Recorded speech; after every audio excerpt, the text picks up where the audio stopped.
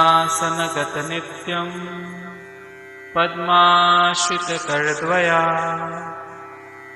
शुभदास्तु सदा देवी स्कंदमाता यशस्विनी। माता दुर्गे श्यामला सर्व सुंदर अलंकृता ज्ञान प्रेम शक्ति की आधार भारत भूमि, तेरी विभूति इतने दिनों तक शक्ति संभरण के लिए अपने आप को छिपा रही थी। आगत युग में आगत काल में जगत का भार कंधे पर लाद कर भारत जननी उठ रही है। आ हे माता प्रकट हो।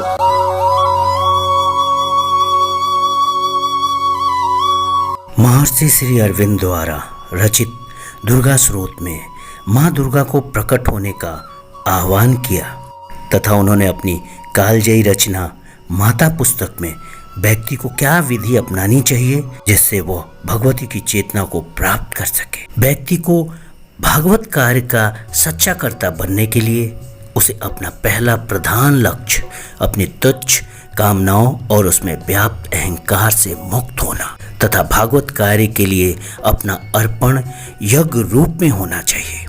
व्यक्ति स्वयं को माँ भगवती का यंत्र समझकर अपनी चेतना को भागवत चेतना तक विकसित करे और अपनी इच्छा और माँ भगवती की इच्छा में कोई भेद न करे और व्यक्ति के अंदर प्रेरणा केवल माँ भगवती का प्रेरक रहे और सारा कर्म सिर्फ माँ का है, इस बात का संज्ञान रहे। जब तक व्यक्ति की संपूर्ण चेतना भगवती चेतना में रूपांतरित न हो जाए तब तक व्यक्ति अपनी देह और आत्मा को माँ भगवती की सेवा में समर्पित रहे।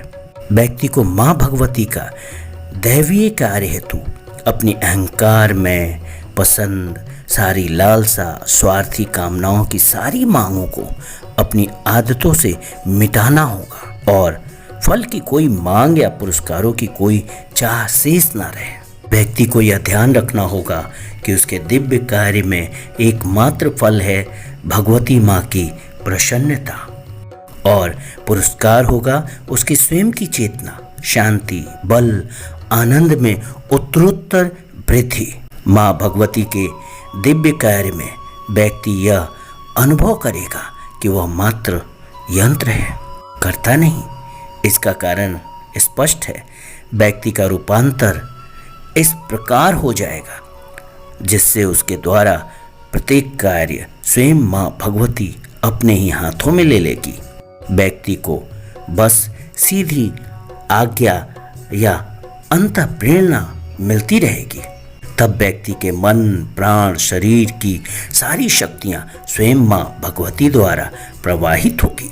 फिर व्यक्ति अपनी अध्यात्म सत्ता के सत्य में उसकी गंभीर शांति में और तीव्र आनंद में निवास करने लगता है। दिव्य रूपांतर के समय बहुत आवश्यक हो जाता है कि व्यक्ति अपने आप को अहंकार की सभी विकृतियों के दोष दिव्य रूपांतर के समय बहुत आवश्यक हो जाता है कि व्यक्ति अपने आप को अहंकार की सभी विकृतियों के दोष से मुक्त रहे। किसी भी मांग या हट को अपने मन प्राण में प्रवेश न करने दे। कर्म में उसके फल में कोई आसक्ति न हो और ना कोई शर्त। साथ ही भगवती शक्ति पर कोई अधिकार का दावा न हो, ना कोई अभिमान और ना ही प्राण या शरीर के किसी भाग में जो ऐसी चीज जो निजी काम के लिए लगाए। व्यक्ति में दिव्य रूपांतर की अंतिम अवस्था तब आएगी जब भगवती माँ चेतना और व्यक्ति की चेतना एक होगी। तब व्यक्ति अनुभव करने लगेगा कि वह भिन्न नहीं वरन वास्तव में भगवती माँ की संतान है, कि चेतना और शक्ति के सनातन अंश हैं।